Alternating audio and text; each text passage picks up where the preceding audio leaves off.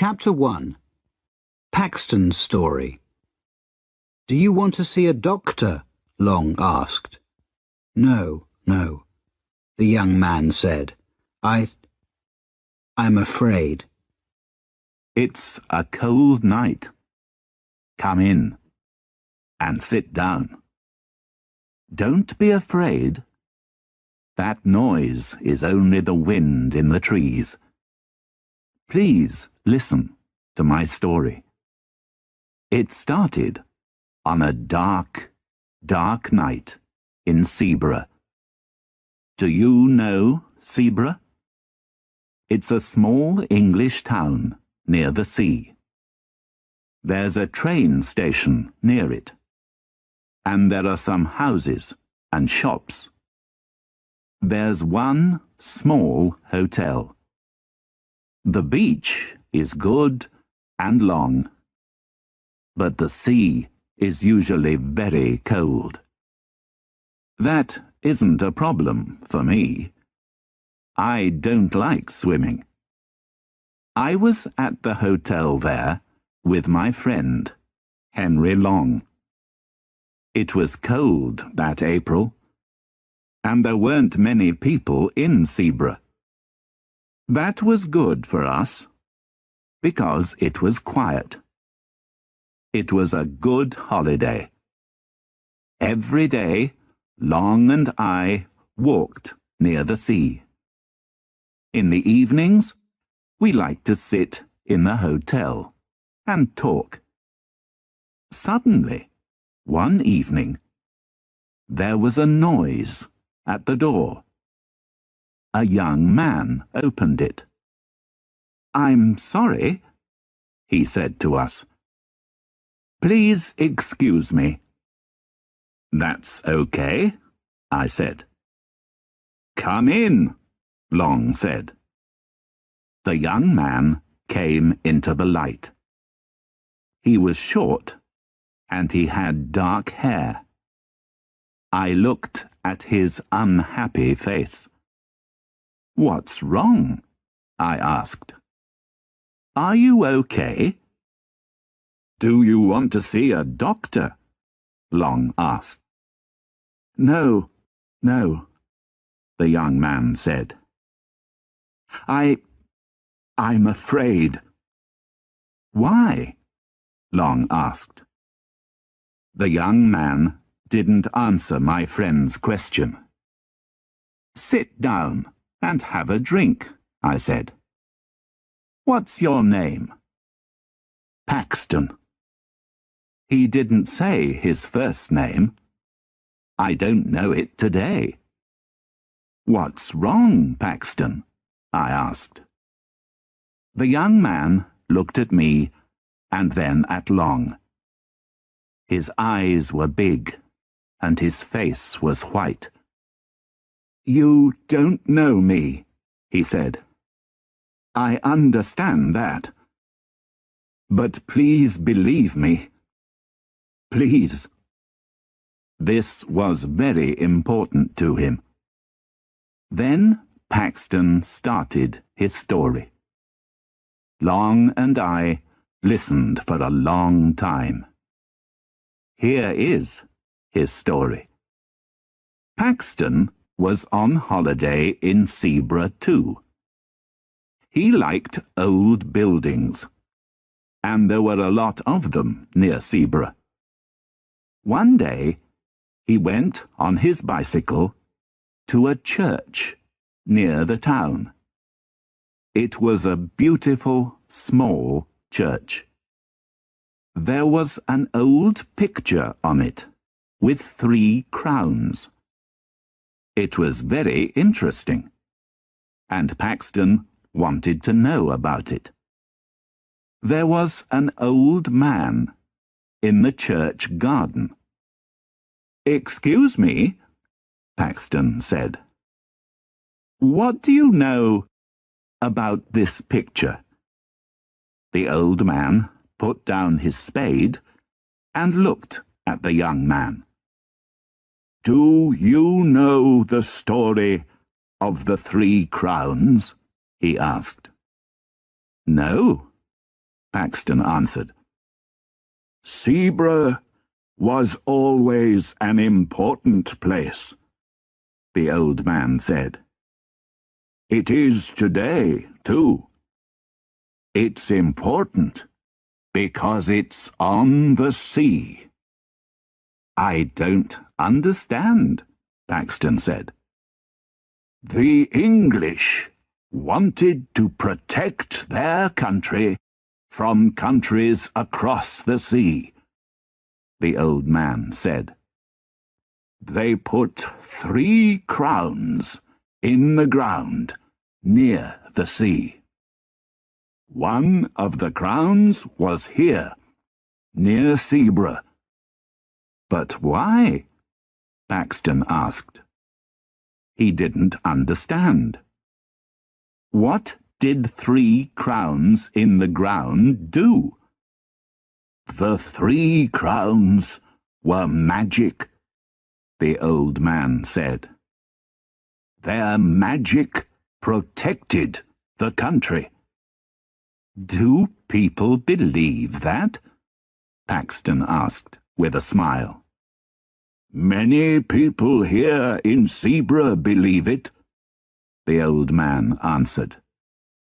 But do you believe it? Paxton said. The old man looked at the dark sea. His eyes were dark too. He didn't answer Paxton's question. And where are these crowns now? Paxton asked. He looked at the water too. There was a boat on the sea. It was small, on the dark water. That's a difficult question, the old man said. One of them is in London now.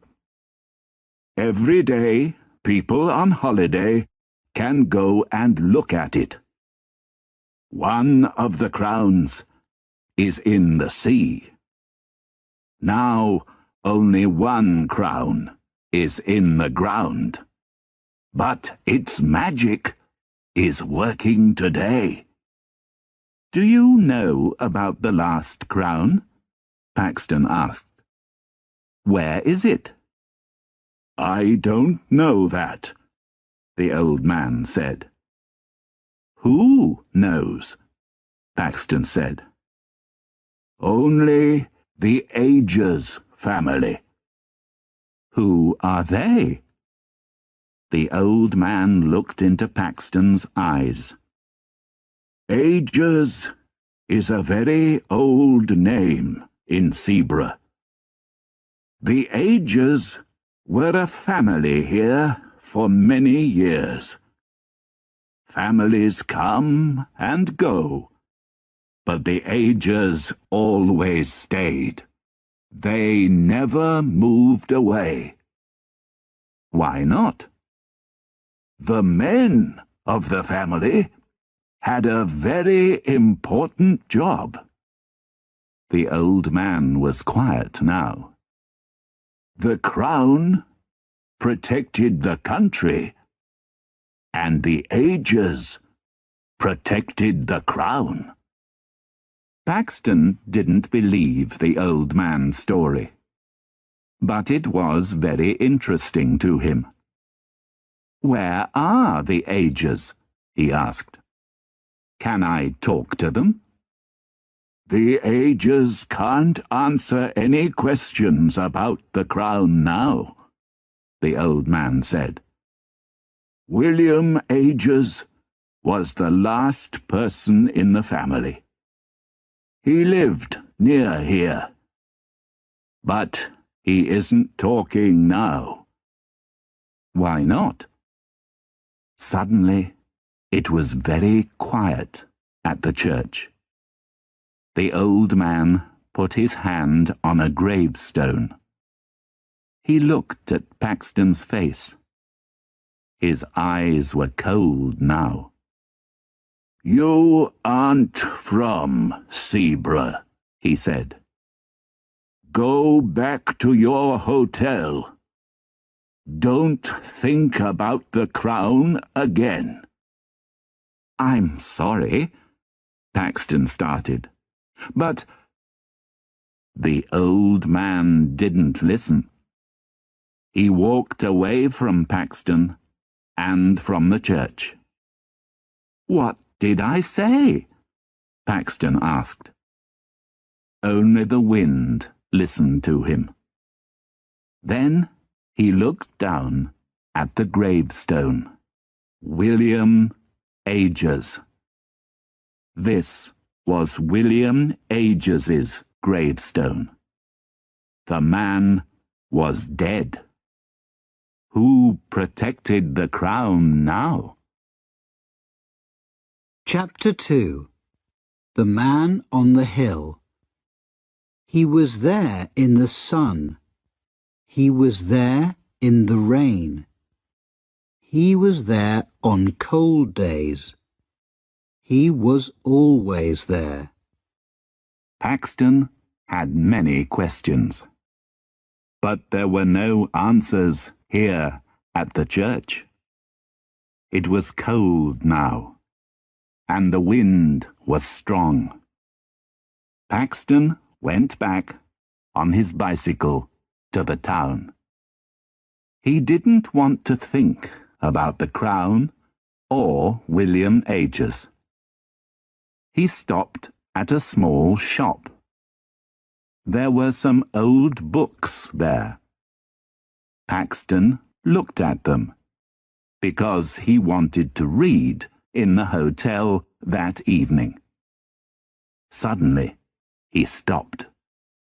The book in his hands was old and black. It was a book for church. There was a name and year in the book. Nathaniel Ages, 1754. There were a lot of names and years, but the last name was always the same, Ages. This book was in the Ages family for years and years. It went from father to son, from father to son in the family. Paxton looked at the last name in the book, William Ages. He had William's book in his hands. "Excuse me," Paxton said to the tall, thin woman in the shop. "What do you know about William Ages?" "That isn't a happy story," the woman said. "William Ages is dead. He was young, only 28. And he didn't have a son?" "That's right," the woman answered. "Mr. Ages didn't have a son or a daughter." "Where did he live?" Paxton asked. "I'm an old friend of the family." "He lived in a small house near the sea," the woman said. "Do you want the address?" "Yes, please," Paxton said. He looked for some money in his coat. "And how much is this book?" Paxton went to his bicycle again. Later, he arrived at William Ages's small house near the sea. It was dark and quiet there. Behind the house was a hill. There was a man near the house. "Can I help you?" he asked Paxton. Paxton asked the man about William Ages. "I didn't know him very well," the man said. "William Ages was very quiet." "Did he have friends?" Paxton asked. No, the man answered. Ages didn't like people. He was never in his house. He was always on that hill. He was there in the sun. He was there in the rain. He was there on cold days. He was always there. I understand, Paxton said. The man walked away, but Paxton didn't move. He looked at the small hill and smiled slowly. Was the last crown there? It was late now. The room was dark. Long and I looked at Paxton's white face. And, Long said, was it? Was the crown there? Yes, it was, Paxton answered. But it isn't there now. Where is it? I asked. It's in my room. I didn't believe him.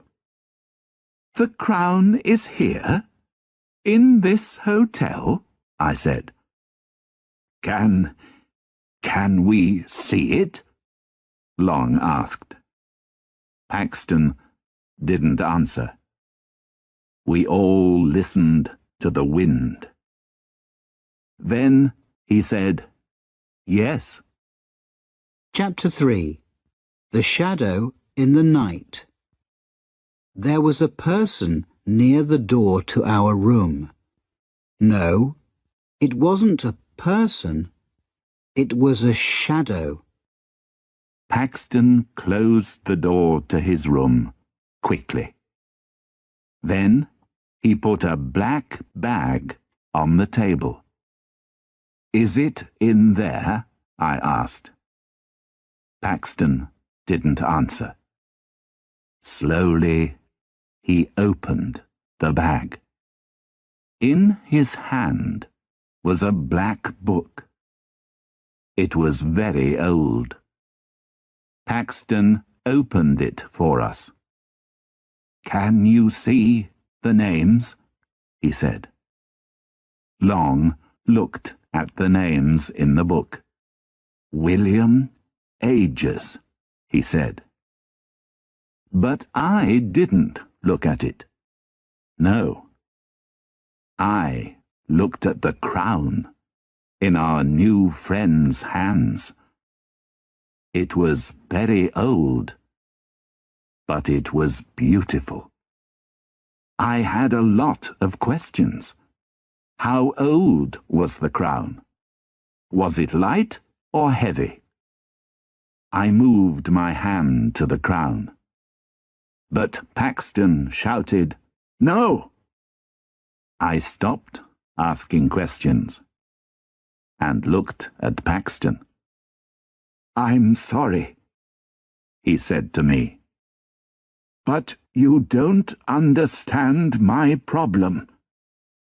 I want to put the crown back in the ground." I didn't believe him. "You can't put it back," I said. "This crown is very important. Telephone the newspapers in London." "No, you don't understand," Paxton said again. His eyes were big and afraid. "Okay. Let's go to our room," Long said. "We can talk about the problem there." Paxton put the crown back in the black bag. He went to the door, but then he stopped. "Wait, go before me and look in your room," he said. "Please." "But why?" Long said. "We're the only visitors in this hotel." But then we remembered the crown in Paxton's black bag. I opened the door, and we looked left and right. There was a person near the door to our room. No, it wasn't a person. It was a shadow. It moved quickly. Who was that? Long asked. We were in our room now.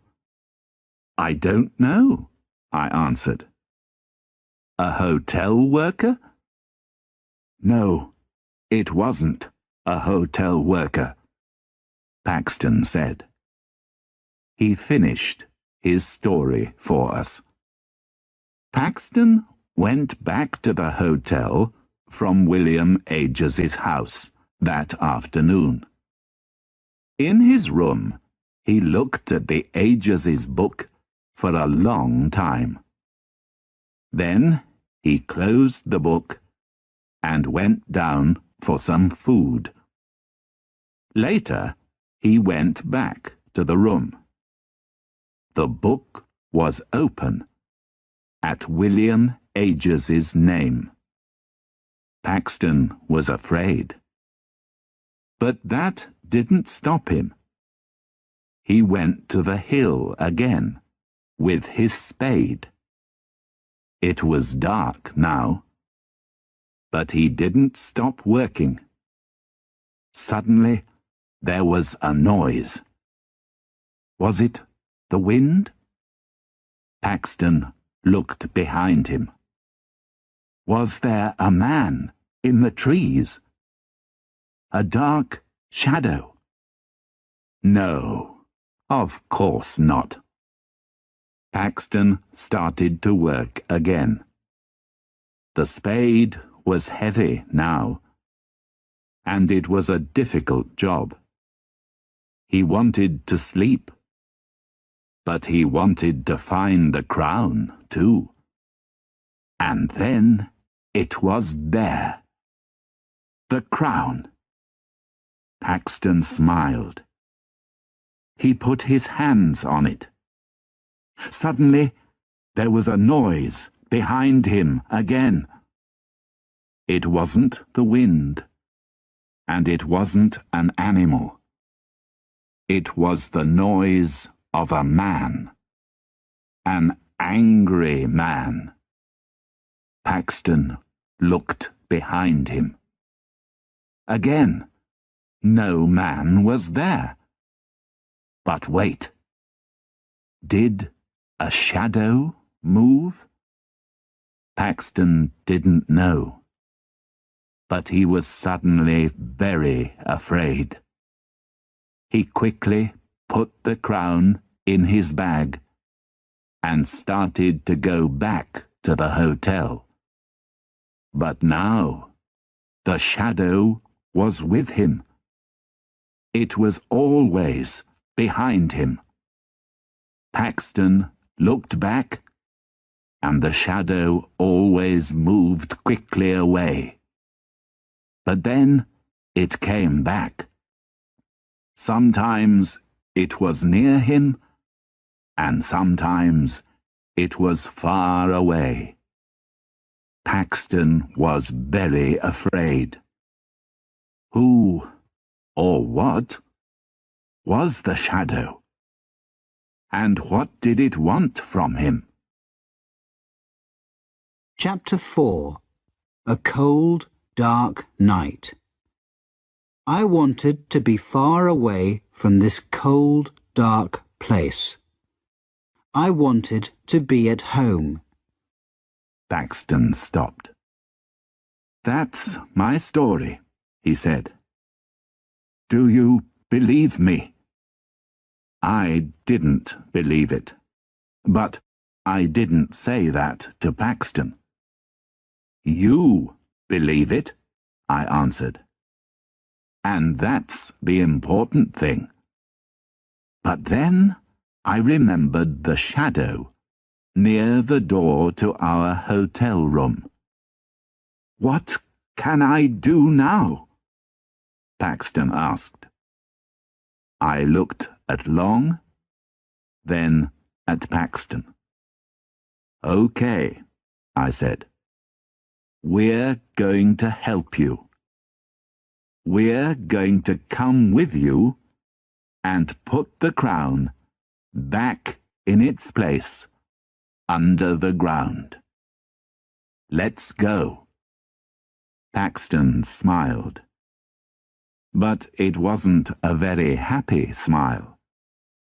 "Thank you. Thank you," he said.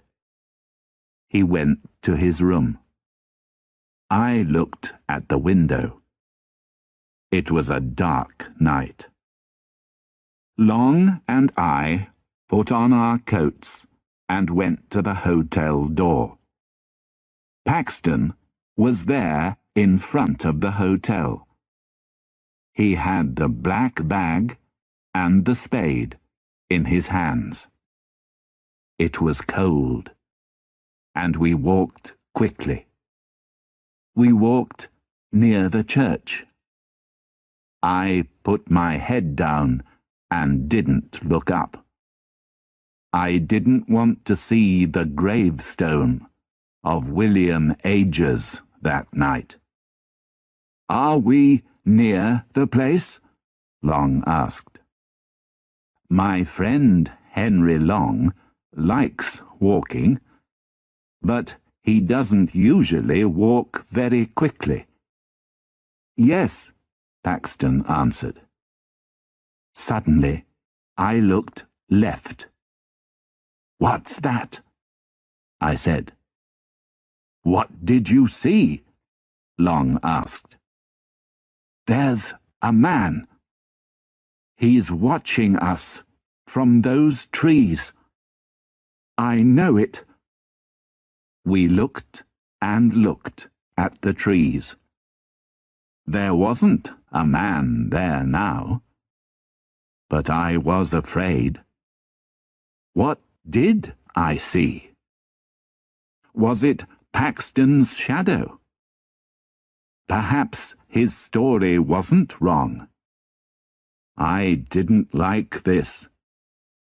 "Let's be quick," Paxton said. "The shadow knows about us. He's watching us." We arrived at the hill.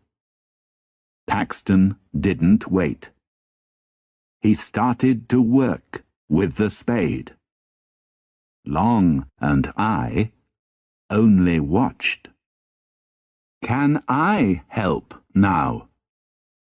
I said to Paxton. But he didn't stop. "This is my job," he said. Then he said to us, "Give it to me." We put the bag on the ground near him. But we didn't open it. Paxton did that. I looked at the crown for the last time in Paxton's hands. He finished the job quickly.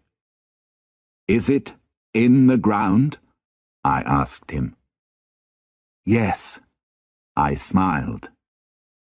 But Paxton didn't smile. "Let's go back to the hotel," Long said. "It's very late, and our beds are waiting for us." We started to walk down the hill. Suddenly, Long said, "Remember your coat, Paxton. It's up on the hill." I looked up the hill behind us. Long was right.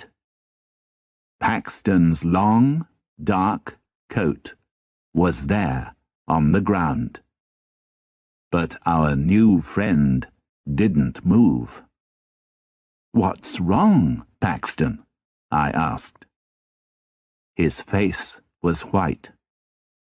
His mouth moved, but he didn't talk. "Are you okay?"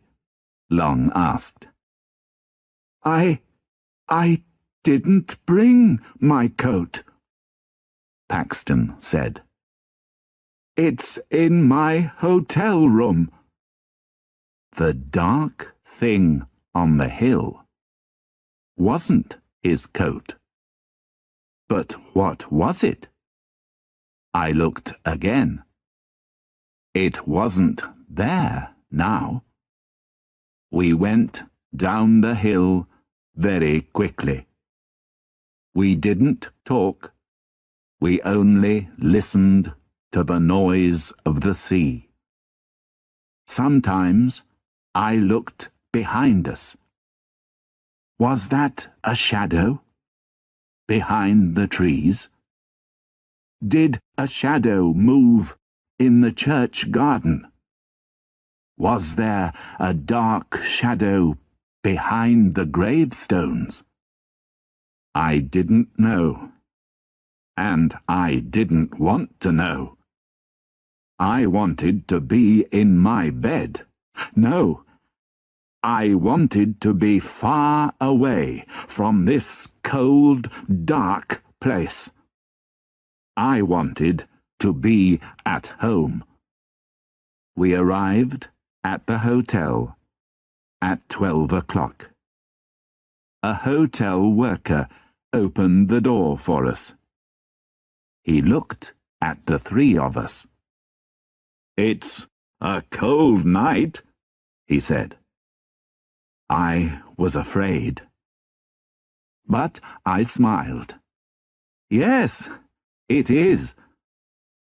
The hotel worker looked up the road behind us. "Did you meet any people on the road?" he asked. "No," Paxton said. "We were the only people in Zebra." "But there was a man behind you," the hotel worker said. Paxton looked back into the night with big eyes. The shadow wasn't there now. The three of us went to our room. Paxton went to the window. "It's okay now," I said to him. "The crown is in its place again. You're not in danger now." Paxton's eyes stayed on the night. "Perhaps," he said. He went to the door. He said, "Thank you," to Long and me. And then he went to his room. "Good night," I said. "Sleep well." Chapter 5. A long run on the beach. Long and I started to run. It was difficult on the beach, but we didn't stop. I don't know about Paxton, but sleep didn't come to me for a long time that night. And then I didn't sleep well. It was a long, long night.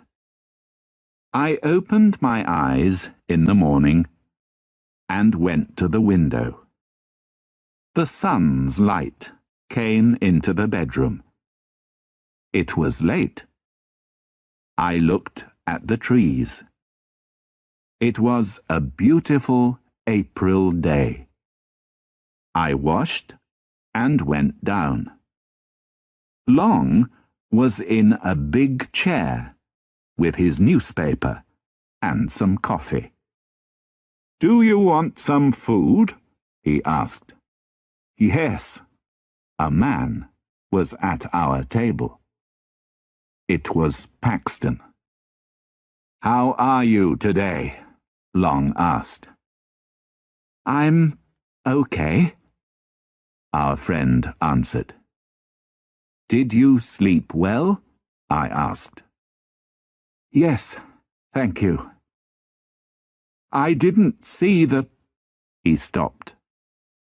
"There wasn't a problem all night. Good, I smiled. Long and I are going for a walk this morning. Please come with us. No, thank you, Paxton answered. I want to stay in the hotel this morning. I'm going to write some letters. This afternoon? Long said. Yes, thank you. Good, good. Let's meet at 3 o'clock, Long said. Come to our room. We said goodbye to him. Long and I had a good morning.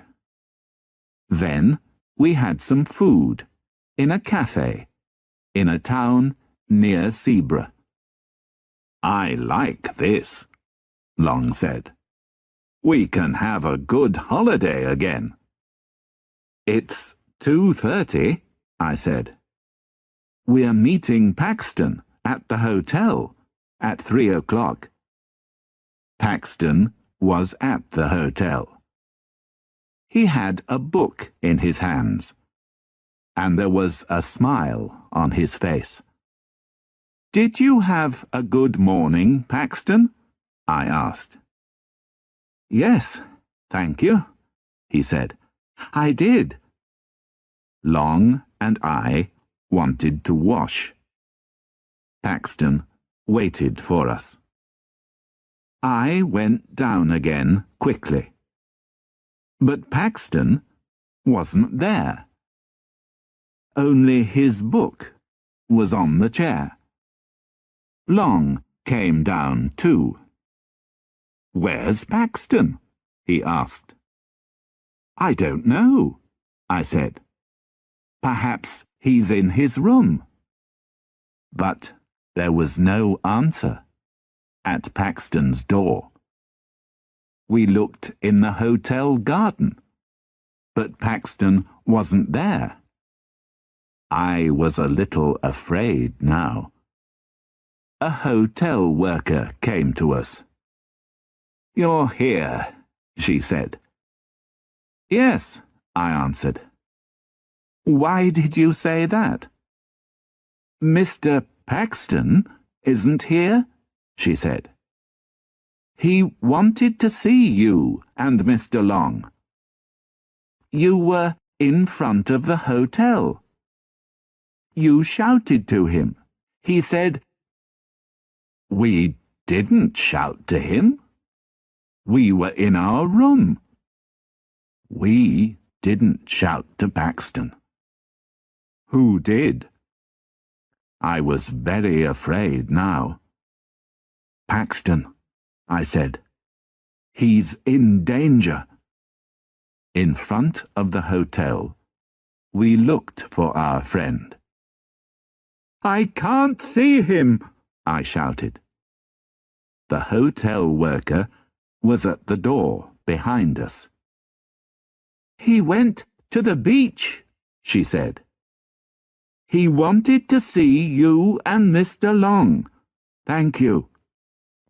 Long and I started to run. It was difficult on the beach, but we didn't stop. There! I can see him, Long said. There was a person on the beach, but he was far away. We shouted again and again. Paxton!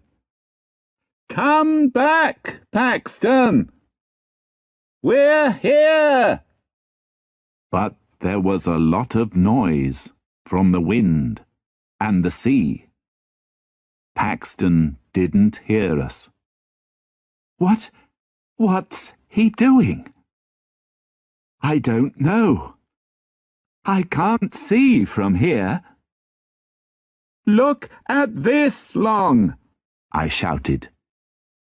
There were footprints on the beach from Paxton's shoes. And look at this. This was a footprint too. but it wasn't Paxton's. But what's wrong with it? Long asked. This person didn't have shoes, I said. Was it a person? Long said. Perhaps it was an animal. The footprint was very thin. I didn't answer. A name came into my head. William Ages. But William Ages was dead. Quick! I shouted. We started to run again. Where was Paxton now? Chapter 6. The Dead Man by the Sea. I don't remember my time at the police station very well. Only questions, questions, questions. We arrived at a tall old building on the beach. Long and I started to go up it. Where is he? I asked Long. Long opened his mouth, but he didn't answer. There wasn't time. Suddenly, there was a noise. It was a person. A shout. But where did it come from? Who's that? I shouted. We looked down. No! I shouted. There was a man on the ground. It was our friend Paxton. He didn't move. His dead eyes looked up at us. I looked at the dark sea. Paxton was right, I said. He did it. Who? Long asked. I don't understand. Ages protected the crown. He was dead, but he protected the crown. But how? Long said. I had an answer, but I didn't want to say it. It was magic. Paxton wanted to find us. He went to the old building. He started to run. Suddenly, the shadow was there. But now, it wasn't only a shadow. It was William Ages, and he was angry. Paxton looked into those cold, dead eyes. And now Paxton was dead too. What now? I asked. There's a police station in town, Long said. We walked back on the beach. The footprints weren't there now. They were under the cold waters of the sea. I don't remember my time at the police station very well. Only questions, questions, questions. Why were you on the beach? Who was there? How did you know, Paxton? What did you see? Long and I answered all of them. Yes, there was a man on the beach with Paxton. No, we didn't know him. He was very far away. Long and I had the same story, and the police believed us. But we didn't talk to them about the crown, or about William Ages. Long and I went away from Zebra. That was my last visit there. I'm never going to go to Zebra again. And that's my story. You don't believe me. That's okay. I understand. Before this, I didn't believe stories about magic and dead people. But listen to this, please. Don't go to the small town of Zebra. The little church near the sea is beautiful, but don't go near it. Don't walk up the hill near the sea. And don't look for the last crown. Why? Because a person in Zebra is watching and waiting. He's dead, but that doesn't stop him. He has a job. The crown protects England, and he protects the crown. He is always going to protect the crown. And me? I'm at home again.